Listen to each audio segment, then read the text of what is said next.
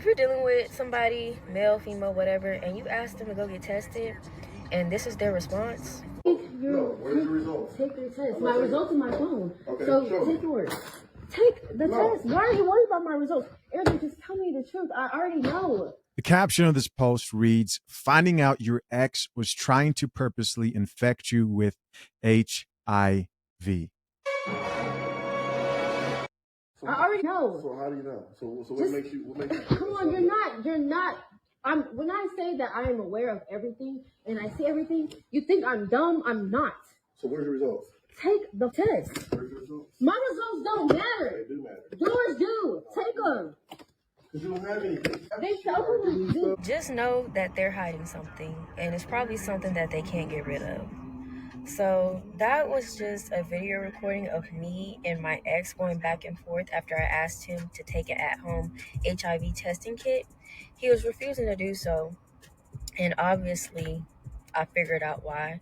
So the whole time that I was with this man, he acted as if he was sick with cancer, but instead it was actually HIV. What? I'm seeing a lot of videos on this topic of STDs and just how careless people are, considering that hookup culture is not slowing down. People are being more reckless. People are trying to diminish the meaning of intimacy and sex. I mean, like, no one's out here expecting everybody to be a virgin, right? That's a bit impractical considering the current state of our culture. And we know personally in our own lives, it's very difficult to avoid being exposed to sexual things at a young age. With that being said, though, you would think that with this higher excitement and quickness for people to get intimate and hookup culture being so prevalent, that people would in return be more careful. More and more now I'm seeing these videos coming up of people who have gotten burned or have been really close to catching something crazy. And, you know, I don't take any pleasure in hearing this story. I don't think anybody out here deserves to just be dating and you're actually trying to look for something genuine, people who are out here being genuine, and out of nowhere, you get exposed to a disease, especially something like HIV, right? That's just insane. But like she said, there are just some people out here who just do not care. And you see people who brag about getting flown out, or men who are willing to smash just anything at all with a dress. This is on both sides. Sexual discipline is important, and eventually it's all Russian roulette and somebody pays dearly. Let's keep listening. I think there's just a little bit left here. Start normalizing going to get tested together, reviewing results together, because people can lie and hide things for a long time. So just protect yourself, because there's people out here that don't care, that aren't happy with themselves, and they don't care what happens to them, so they're not going to care about what happens to you. Very, very true.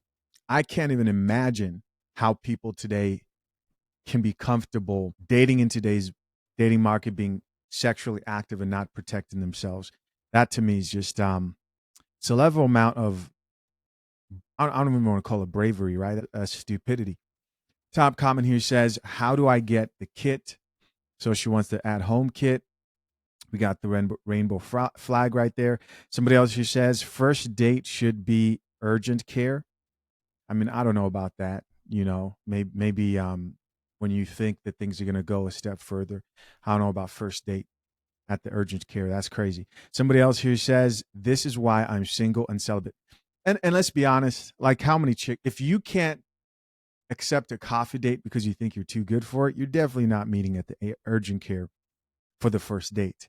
Somebody else here says, "His voice alone told me everything." This woman here says, "This is why you don't double back too. An ex has to stay an ex.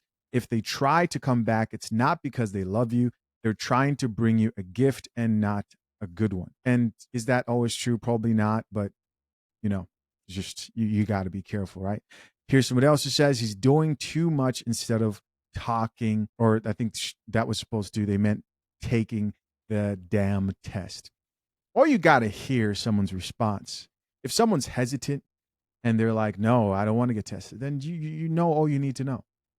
Why would you not want to get tested? Why would you not want to get tested? And she responded back and says, right, he was not trying to take it, but he eventually did. Oh, shit. So he eventually did and probably came back positive. Somebody else who says, honey, I wouldn't even be confronting someone like that alone. I feel like they are dangerous. Sorry, this happened, sis. Somebody else who says, I had this fling in 2020. I did it twice with protection, and God made me have him take that same test and kit. His turned up positive. 5 years later, I'm still negative. Do people ever think about that? You know, people don't think about that stuff. Like, how many times have you been saved? Right? Was God looking out for you? Or maybe it was just your luck that the woman who turned you down was actually doing you a favor. Because the amount of thirstiness, you know, some dudes have is they would just see a woman, she'd be attractive, and they'll think, I would do it. No protection. And there you go. You're now regretting the consequences of your decision. And then there's the thought of how many people are out here sexually active and they know they have something and they're on medication and they may not be giving it to people, but to think that you're interacting with those people, or maybe you may have been with or slept with somebody and you could have ended up in a situation where you tested positive for something as serious as HIV is just insane. It's just insane. Never mind all the other stuff you can't get rid of. Lady says, make them wrap it up even after getting the results. We can't trust these men. Somebody else here added, showing your results should be mandatory. Here's somebody else who says, so how do you know? Somebody else here says, they don't care about themselves. This why I don't give them the time of day.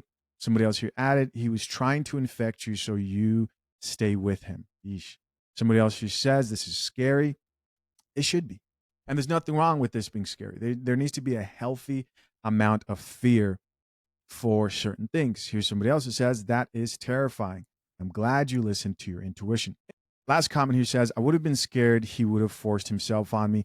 I would have left him alone quietly. I'm glad you're okay.